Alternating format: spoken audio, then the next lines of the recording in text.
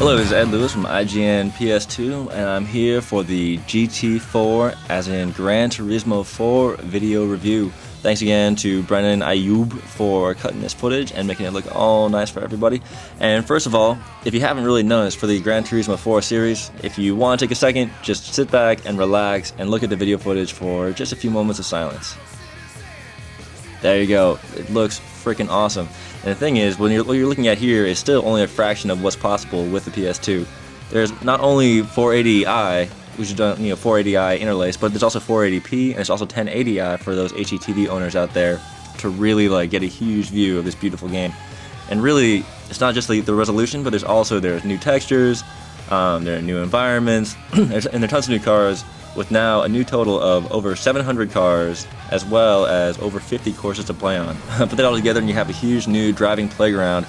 It's a huge driving wonderland, basically. There's so many things you can do, there's so many different places to go to, that really, if you already understand and know what the whole GT3 experience is, then essentially you can just say GT4 is a refined version of GT3, for better or for worse. But let's go into the for better for right now. Because one thing has also been done as better is there have been refined levels. For one example is that you can take a look at is the Mazda Laguna Sequoia track. And in that one, really, they've gone back, they've rescanned in all the different real world tracks, and for all the enthusiasts out there, you can actually tell what the differences are.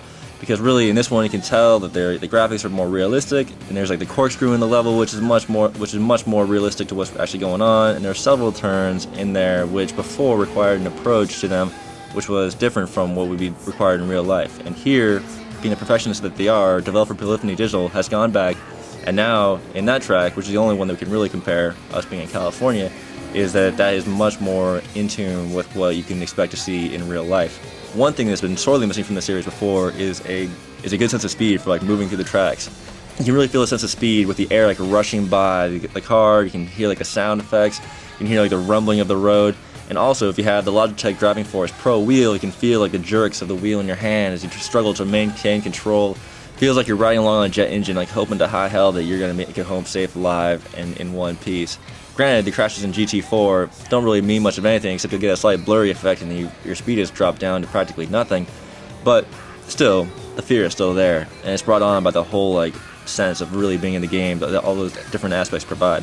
So another thing one other revamp that's been going on here is the physics engine has been retweaked, redone, and re-engineered, so that it really feels like there's even better handling, better sensation of the road itself. The cars do feel distinct, and there's also one minor thing is that when you're actually flying through the air, hitting a bump and sailing through, even that feeling is much more in tune, much more accurate with what you would really expect to see.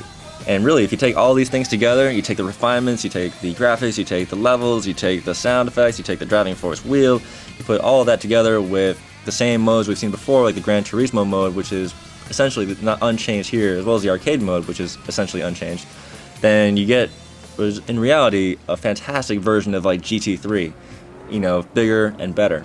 The only thing is that there's kind of a drawback because you really kind of wanted more. After 4 years of development, we were hoping that there would be more features added. Sure, there's B-Spec and there's photo mode, but those don't really affect the gameplay. B-Spec is a mode where instead of actually driving yourself, you coach the car by saying how hard to drive and whether to overtake or not, and the whole thing is viewed from the outside, coaching a driver that you don't ever see.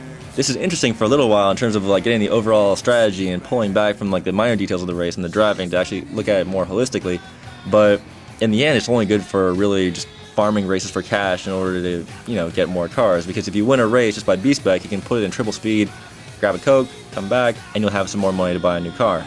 The photo mode, however, is a much more interesting addition.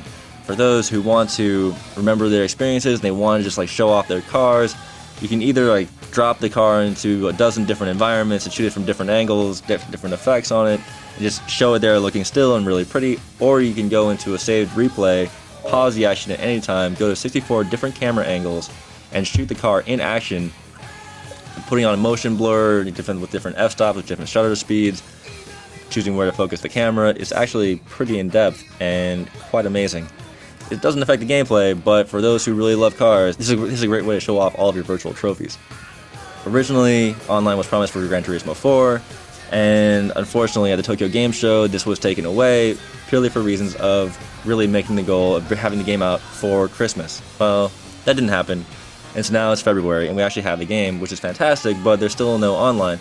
Online is promised for coming out later this year, but Polyphony Digital is traditionally known for not hitting its dates and not being on time, and it wouldn't be too surprising if that actually slipped and even became incorporated into GT5. Until we have it in our hands, there's really no way of saying for sure. And so, having waited for 4 years for another Gran Turismo game, we're seeing a beautiful refinement of Gran Turismo 3, but we're still not seeing a game that's kind of taking steps into the future to really create more of a varied driving experience with the lack of changes in AI and with the lack of online, both of which are serious shortcomings. The game as a whole is still a beautiful thing, it's still amazingly to play through, and it's guaranteed you will lose hundreds and hundreds of hours of your life to driving through these tracks and collecting all of the cars. And it's quite possible that you won't even miss any of those things, but it's still, there's that nagging feeling that we could have seen just a little bit extra to make us much more excited and bring the excitement incredibly back home to us all over again.